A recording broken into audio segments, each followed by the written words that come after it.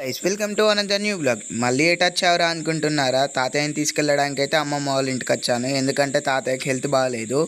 ఈ వర్షాలు కొట్టడం ఏంటో కానీ వెహికల్ స్కిడ్ అయి చాలా యాక్సిడెంట్స్ అవుతున్నాయి. ఇంటికి రాగా ఇది థర్డ్ యాక్సిడెంట్. ఇన్ఫర్మేషన్ తెలియదు కానీ వెహికల్ అయితే అందులో పడిపోయిందంట. కొంచెం జాగ్రత్తగా డ్రైవింగ్ చేయండి.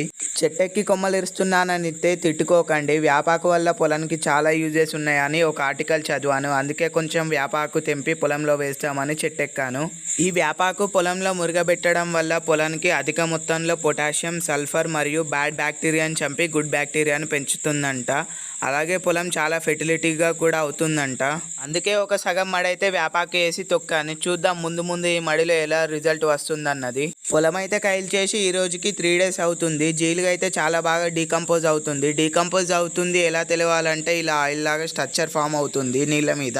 ఇంకోసారి అడవి పంది కనిపిస్తే చూపిస్తాను అన్నాను కదా, చూడండి అడవి పంది ఎలా రోడ్డు మీదకి వెళ్తుందో.